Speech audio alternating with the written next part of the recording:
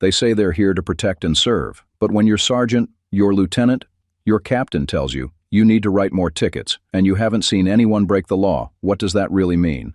It means, go out there and find someone to punish anyway. Doesn't matter if they did anything wrong, just make the stop. Write the citation, bring in the money. That is policing for profit. And it's not a theory, it's a pattern, it's a business model. In any other job, if your boss says, we need you to bring in revenue, and you fail to do it, you get fired. In law enforcement, that pressure looks like this. You need more numbers on your sheet. Why haven't you written more tickets? We're expecting more from your patrol zone.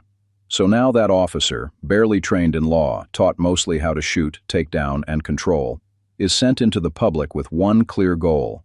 Bring us money. Not protect the people, not keep the peace. Bring in the bucks. And what happens when he hasn't seen any real violations?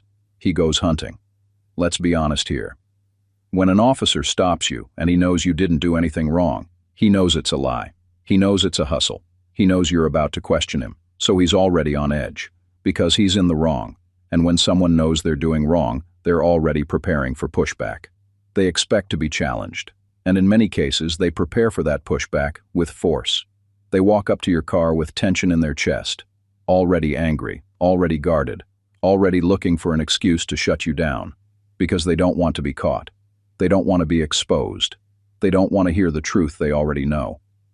So when you say, "Officer, why'd you pull me over?" they might treat that like an attack, because deep down, they already feel the shame of the lie. And now, that shame turns into aggression. This is not a one-off incident. This is a systemic formula. 1. The city needs money. Second, command staff push quotas or productivity targets. 3.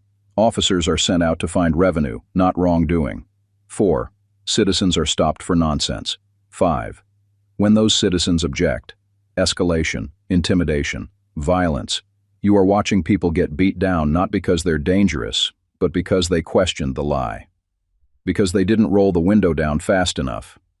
Because they had the nerve to ask, "Why am I being stopped?" That officer was never sent to protect you.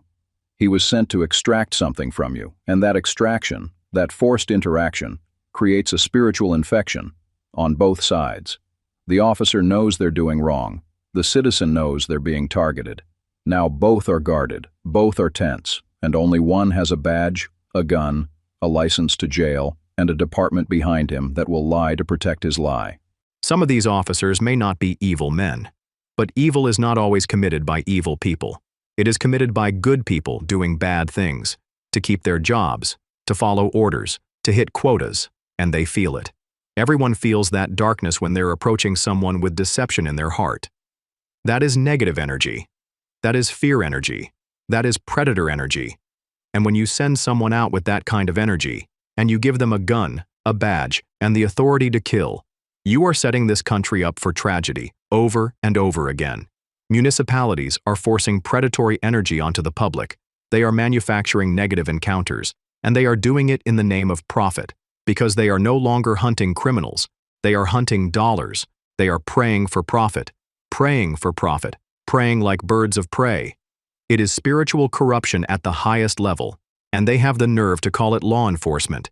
You cannot train someone to be a wolf and then expect them to protect the flock without them eventually biting the sheep, and now the sheep are bleeding. Final message. So let me ask you, does this sound like policing for profits to you? Here are the facts. This narration is based on public data from the U.S. Department of Justice, the Bureau of Justice Statistics, and direct officer training manuals. The average law enforcement recruit in America receives just 5 months of academy training, followed by 3 to 4 months of field observation, with minimal hours on de-escalation, civil rights, or trauma-informed practices. They are trained more in weapons and takedowns than in peacekeeping or the Constitution. And then, they are sent out to collect money, to shake the people upside down and empty their pockets. They are not taught to view you as the public they swore to protect. They are trained to see you as a potential payout. And we all feel it. They are not the shepherds. They are not guarding the flock. They are becoming the wolves. But it doesn't have to be this way. We must remove the financial incentive. We must stop making revenue the reward for repression. And we must remember what law enforcement is supposed to be: a guardian of the people, not a predator in uniform. So join us in finding peace and help us bring peace officers back over to our side. FoosHard, Focused Officer. Oversight, Securing Honest Americans' Rights Directive. So join us, share us, tell people about us, like and subscribe. Anything you can do to help the movement will help bring forth peace. Together, we can do it.